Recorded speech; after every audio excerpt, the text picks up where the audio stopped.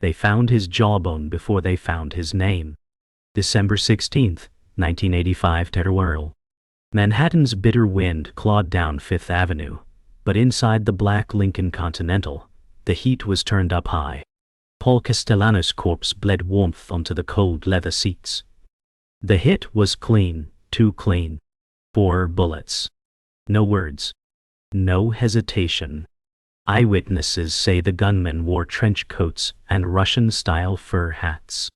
No faces. Just ghosts in the snow. It wasn't a robbery. It wasn't random. It was an execution. But this wasn't just the fall of a man. It was the fall of an empire. Paul Castellano, head of the Gambino crime family, ruled a shadow kingdom built on fear, silence, and blood. And in one icy instant, it shattered on the pavement outside Sparks Steakhouse. They say kings don't die in daylight. But Paul did. And the man who ordered it. He was eating dinner just 20 feet away. Before he was the boss, Paul Castellano was just the butcher's nephew from Brooklyn. He grew up slicing meat, not throats. His father owned a small Italian deli off Bath Avenue. Prosciutto, mortadella, respect tied to it. That was the currency. But Paul had ambition. He didn't want to run a meat counter. He wanted to control every shipment that came into New York. He didn't want to feed the neighborhood. He wanted to own it. As the city changed after the war, so did Paul. In tailored suits and clean hands, he wasn't a street thug like Gotti or Dimeo. He was a businessman. But make no mistake, under those silk cuffs was a trigger finger that never trembled. The Mafia was changing, and Paul planned to turn it into a corporation. No more shootouts. Just quiet disappearances, padded contracts, and Swiss accounts. But in the shadows, the streets remembered who bled to build the empire. The apprenticeship wasn't formal, but it was deadly. Paul's cousin introduced him to Carlo Gambino, a man who spoke like a priest but moved like a ghost. It wasn't long before Paul was running numbers, then hijackings, then entire crews. He didn't fight for territory, he brokered it. And he always brought the money. That's what made him special. He had a mind for profit and a heart cold enough to kill. By the late 1960s, Castellano wasn't just making collections. He was organizing construction rackets, trucking unions, even Wall Street scams. The butcher's son had become the architect of a silent empire. But with power came enemies. And enemies never slept. Not in New York. The FBI had been watching Castellano for years, but he was too clean. No wiretaps stuck. No witnesses talked. He held meetings not in pizza parlors, but on yachts and golf courses. His house in Todt Hill was a fortress, 1.5 million worth of stone, security, and silence. They called it the White House of Staten Island. And it wasn't just for show. Castellano ruled like a CEO. He preferred briefcases to bullets. But behind those manicured hedges, bodies were being ordered to disappear. Drug deals were sanctioned. Informants were buried. He didn't just play the game, he rewrote it. And law enforcement? They were always one frame behind. The streets whispered. Gotti was rising. Old school soldiers didn't like Castellano's clean style, his refusal to attend wakes, his obsession with wealth over respect. But Paul didn't care. He was untouchable. Until he wasn't. December was supposed to be quiet. Instead, it brought war. In the weeks before the hit, there were secret meetings, vans parked outside his house, phones that clicked mid-conversation. The FBI wasn't just hunting Paul. They were watching everyone circling him.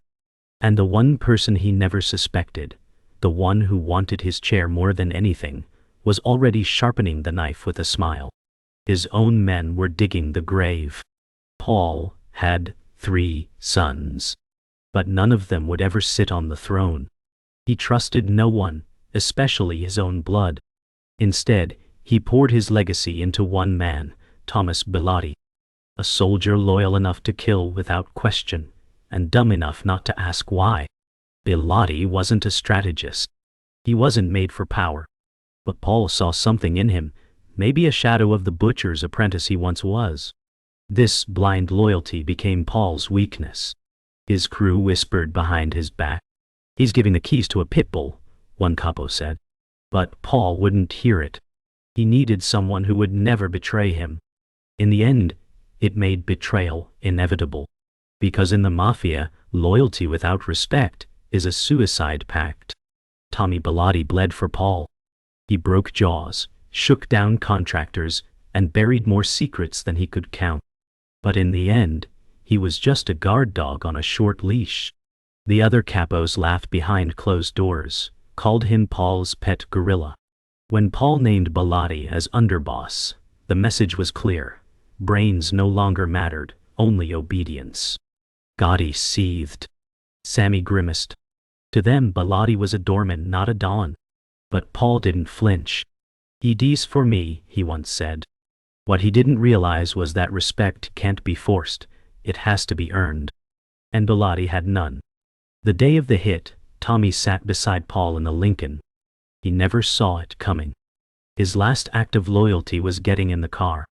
Meanwhile, Paul's wife, Nina, lived in a house filled with echoes. She knew the truth, but never asked. Her jewelry came from blood money, but her prayers stayed clean.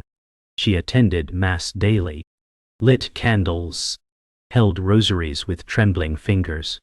But she had long stopped believing in salvation. Paul kept her in luxury, but never in his heart. He had a mistress, a younger woman named Gloria. She lived in a separate mansion, drove a BMW, and called Paul babe. The FBI wiretaps from their calls were laced with seduction and strategy. Nina stayed silent. What else could she do? In the Mafia, love was transactional, and silence was the only shield a woman could afford. She stayed, not for love, but for survival. Paul's rise wasn't just paved with silence, it was built on buried lives. One of those was Jimmy Marks, a union man who refused to play ball. Jimmy wanted clean books and clean contracts. He thought he could stand up to the Gambinos. He was wrong. In 1977, his body was found in the trunk of a Buick off the Belt Parkway. No fingerprints. No witnesses. Just a union pin clenched in his fist. The coroner said it was a message. Paul said it was regrettable. To the FBI, it was the first thread in a very long string. To Jimmy's widow, it was the day her son stopped speaking. The Mafia doesn't just kill people, it haunts them. And Paul Castellano was a ghost maker. Castellano never touched a gun in public. That was his magic trick. No crime scenes, no wiretaps, no blood on his cuffs. But violence followed him like perfume. Every deal had a cost, every signature a target. Paul never spoke threats, he delegated them. He understood fear better than rage. Let them dread the silence, he once told an associate. He believed in pressure, in paranoia, in making a man question whether his coffee had been stirred twice. But he overlooked one thing: fear breeds monsters. And the younger generation, men like Gotti, weren't scared. They were hungry. They didn't want suits. They wanted crowns. And Paul Castellano had built an empire made of ice. It was only a matter of time before it cracked. By 1983, the Gambino family was splintering. Paul's grip was tight, but the cracks were showing. The Demio crew had gone rogue, piling bodies in abandoned cars like rusted coffins. Gotti's crew was slinging heroin behind Paul's back, violating the Mafia's cardinal rule. The FBI called it the beginning of the end. Paul called it noise. But the truth was louder than ever. His men were restless. They weren't getting rich, they were getting watched. Wiretaps buzzed. Vans circled. Feds were circling like vultures. And Paul? He still thought this was a boardroom war. He underestimated one thing. Street loyalty runs on respect, not silence. Gotti didn't want a seat at the table anymore. He wanted the table burned to the ground. The FBI had been patient, but now they were hungry. Operation Genus. Operation Plunder Dome. Wiretaps laced into lamp fixtures. Agents posing as trash haulers. Every meeting Paul took came with an echo. Every call he made bled into tape. He once said, "Only fools use phones." Now his mistress's bedroom was a listening booth. The tapes revealed everything: infidelity, extortion, racketeering. They painted a portrait not of a king, but of a paranoid man slipping. The agents didn't just want him arrested. They wanted to humiliate him. They wanted the Don to stumble in handcuffs, not vanish in a black car. And they were getting close. Very close. But so was Gotti. Paul still held court at his mansion, but the respect was gone. Capos nodded, but their eyes wandered. Some meetings ended in silence. Others in shouting matches. He banned discussions of drugs, but the streets were flooding with it. His refusal to adapt became his prison. "I'm not a gangster," he once declared. But the men across the table were. They didn't want spreadsheets. They wanted fear. The rift widened. At one dinner, a soldier whispered to another, "He talks like a senator, we need a general." And in the back alleys of Bensonhurst, the soldiers started choosing sides. Gotti didn't need to campaign. His legend was already written, in fire and blood. December 1985. Paul was indicted on racketeering charges. Rico had finally cracked a wall. He posted bail, but something had shifted. He became cautious. Slower. The swagger faded. He rarely left his mansion. Even Bilotti noticed. "You're thinking like a victim," he said once. Paul stared at him coldly. "Victims make mistakes. I don't." But he did. The biggest was calling a meeting at Sparks Steakhouse, public exposed vulnerable. Gotti heard about it through his network of eyes and ears. And that's when the decision was made. The countdown began. There would be no courtroom showdown. No appeal. Just 4 bullets and a black Lincoln on a Tuesday evening. Gotti didn't call for a vote. He called for blood. His inner circle gathered in the back of a social club. The lights dim, the plan simple. Frankie DeCicco, Sammy Gravano, Angelo Ruggiero. All knew what had to be done. No ceremony. No warnings. Just action. Gravano said, "If we don't do this now, we're dead anyway." No one argued. The shooters were picked, trusted, cold, invisible. Trench coats, walkie-talkies, escape routes. Gotti's orders were clear: make it clean, make it fast. This wasn't mutiny. It was a new coronation. Gotti didn't want permission. He wanted power. And when the steakhouse doors opened, history changed in less than 6 seconds. Paul never suspected Frankie DeCicco. To him, Frankie was loyal, measured, respectful. But Gotti had already gotten to him. DeCicco wasn't in it for power. He was in it for survival. He knew the streets were shifting. He knew Paul had lost control. And in the world they lived in, standing beside a sinking dawn meant getting pulled under. So Frankie smiled, nodded, took notes at meetings, and passed every detail to Gotti. When the hit was planned, Frankie played both parts, chauffeur and Judas. He even suggested the restaurant. "It's neutral ground," he told Paul. But nothing was neutral anymore. Not loyalty. Not blood. Not even death. DeCicco didn't betray Castellano because he hated him.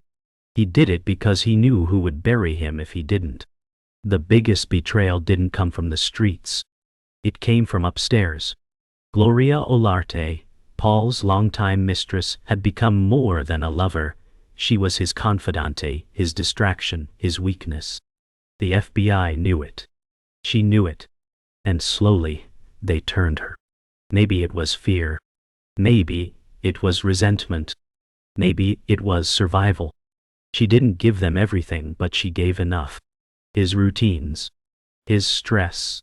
His secrets. Gloria became the silent informant Paul never saw coming. One wire in her purse. One whispered detail at a vulnerable moment. And suddenly the illusion of control Paul built for decades cracked from the inside.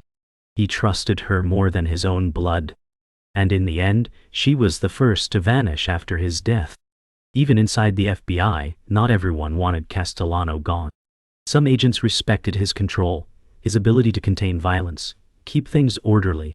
But new blood at the Bureau wanted headlines. They wanted a spectacle.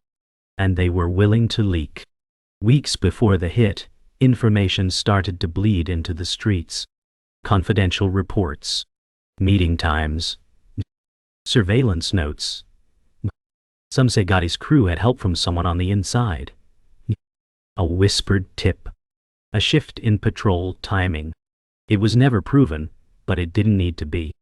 When a king is about to fall, everyone wants to own a piece of the crown.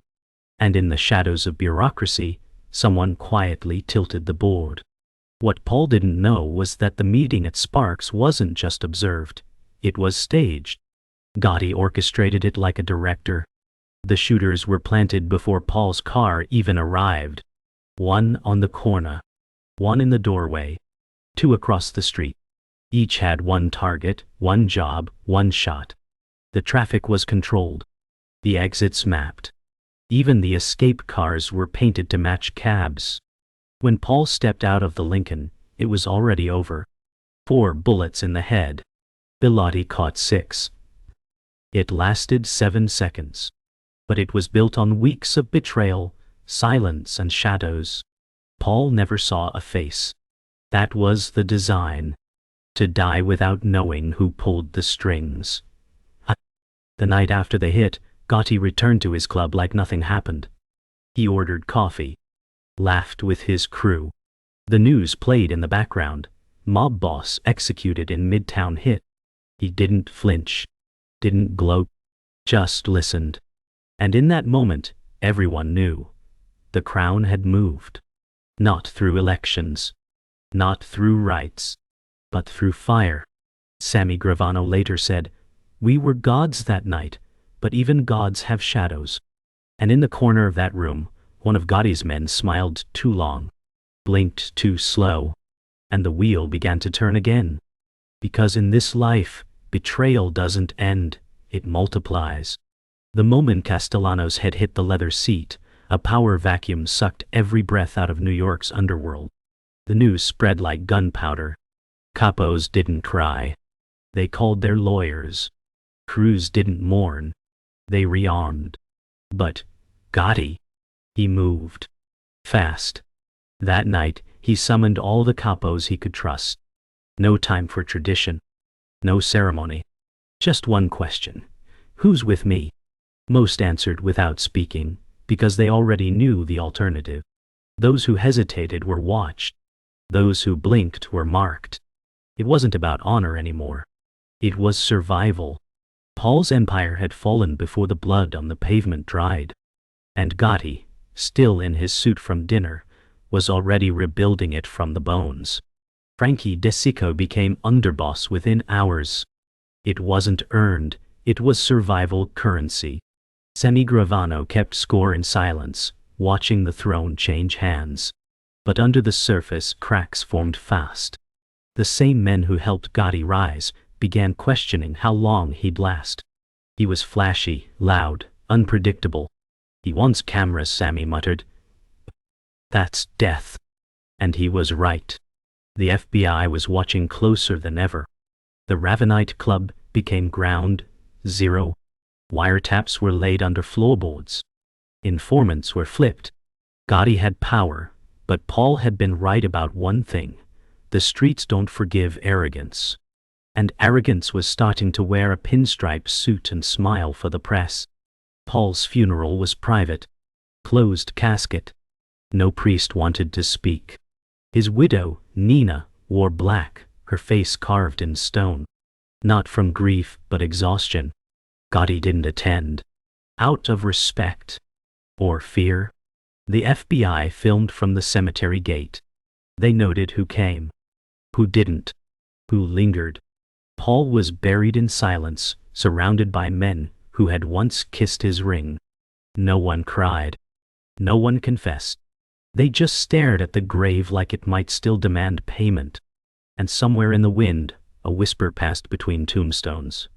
"The king is dead. "Long live the king." But not all ghosts rest quietly, especially not the ones who died with secrets. The FBI made their move. Less than a year after the hit, Gotti was arrested. Not for murder, yet, but for RICO, extortion, obstruction. It was a message: you're not untouchable. But Gotti walked, beat the case, smiled for the cameras outside the courthouse. The media crowned him the Teflon Don. But inside the bureau, agents seethed. They hadn't just lost Paul. Now they'd lost the man who replaced him. And in those narrow corridors, a new mission was whispered: bring down Gotti at all costs. They didn't just want justice. They wanted revenge. Paul's blood hadn't dried in their case files. And they weren't going to let history repeat itself. Gravano would become the final twist. Years after the assassination, Sammy flipped, betrayed Gotti, testified. He didn't do it for freedom, he did it for vengeance. He used us all, Sammy said. Now I'll use him. With his help, the feds finally nailed Gotti: murder, racketeering, conspiracy. Life sentence. No parole. And in a sterile courtroom, a dynasty ended. Not in blood, but in silence. Paul Castellano never got a trial, but his ghost hovered in that courtroom smirking. Because in the end, every man who helped bring him down was buried with him. In metal, in memory, or in shame. The mansion on Todt Hill stood silent, empty. Its once guarded gates rusted. Weeds clawed up through the stone driveway. The FBI seized everything. The tapes, the ledgers, the silk-lined closets. But they never found the man. Not really. Paul Castellano existed in shadows. Half myth, half memory. Neighbors passed the mansion like a haunted house. The new owner tried to remodel, but the air never changed. What? Cold. Wow. Watchful. Like someone was still staring from the windows. Ghosts don't scream. They wait. And Paul, even in death, never made noise. He left behind no memoir. No apology. Just the silence of power, rotting in marble and gold. Nina Castellano lived on, but never truly. After the funeral, she sold everything. Moved into a small apartment in Bay Ridge. No bodyguards. No headlines. Just her and the echo of Paul's name on the news. Every few months, a journalist would call. She never answered. Every Christmas, a package would arrive with no sender. A black tie. A piece of meat. A photo of her wedding day. Quiet threats. Or twisted nostalgia. She stopped opening them. She never spoke publicly. But once, in a church confessional, a priest claimed she whispered, "He chose the wrong kingdom." Then she lit a candle and walked out without a name. Gloria Olarte disappeared. After the trial, after the headlines, she was gone. No interviews. No memoir. Some said the feds gave her a new name. Others said she fled to Colombia, took the hush money, and vanished into heat and silence. But a former agent once said he saw her in Miami, older, thinner, wearing sunglasses indoors. When he approached, she turned and whispered, "You were never after justice. You were after a ghost." Then she was gone. No footprints. No forwarding address. Just a shadow in a city full of secrets. Because those closest to Paul learned the truth, his empire never ended. It just slipped beneath the surface. Gotti rotted in prison. Not quickly but slowly, like empire turned to rust. The man who once smiled for cameras now coughed blood in a concrete box. No more tailored suits. Just state blues and fluorescent lights. In his final years, he refused deals, denied regrets, rejected weakness. "Let them rot before I kneel," he told his son. But cancer has no enemies, only victims. And in 2002, Gotti died in a prison hospital with no press, no family, no applause.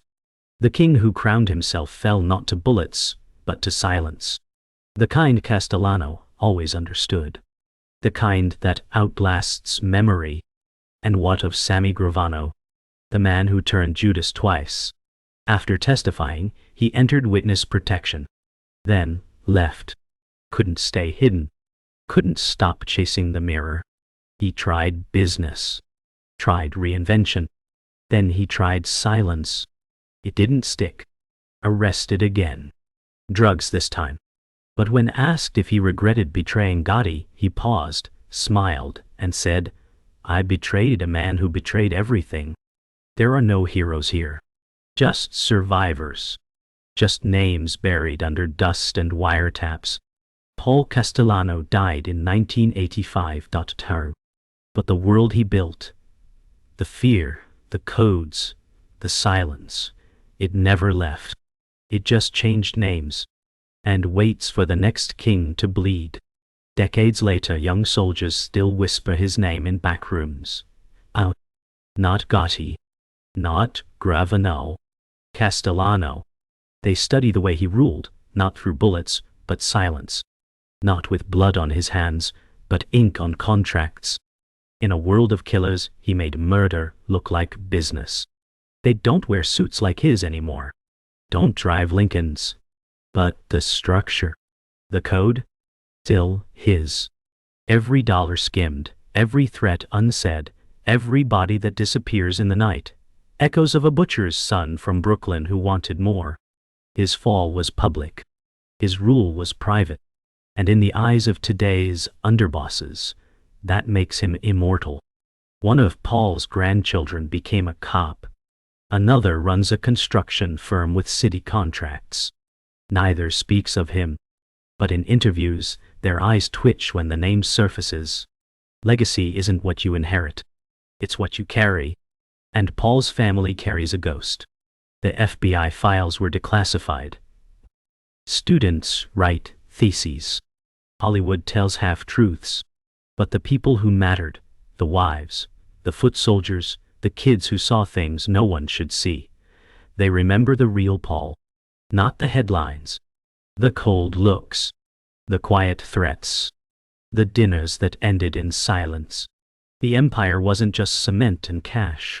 It was fear, and it's still alive, sitting at kitchen tables across New York. The site of the murder is still there. Sparrock's Steak House still serves filet mignon, still takes reservations. Tourists sit at the table nearest the door and ask the waiter, "Is this where it happened?" He nods. He nods. They laugh. Snap pictures.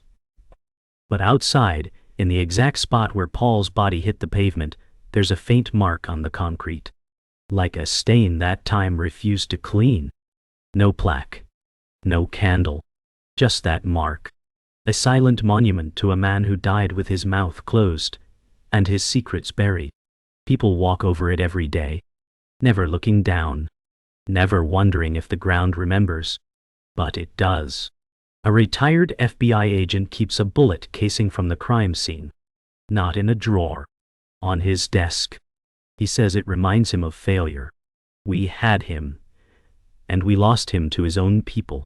Some nights he drinks bourbon and plays the tape from Gloria's Wire, Paul's voice low, measured, saying, "In this life you don't wait for the storm, you become it." He rewinds that part. Again and again. Because deep down he knows, they didn't end the Mafia. They just paused it. The suits changed. The rules updated. But the fear, the silence, still there, still sharp. Not even wow, midang. Like a casing waiting to be loaded again. They say ghosts don't talk. But Paul Castellano still whispers. In the way deals are made behind closed doors. In the silence between two glances. In the bloodless violence of modern power. He wasn't flashy. Wasn't loud. He didn't need a nickname to make men shake. And maybe that's why he haunts so deeply. Because he proved you could be a king without ever raising your voice. No. He died in 7 seconds. But his shadow stayed for decades. And in the end, That's the truth no one wants to say out loud. Paul Castellano didn't lose. He just stepped into the quiet. And the quiet never lets go.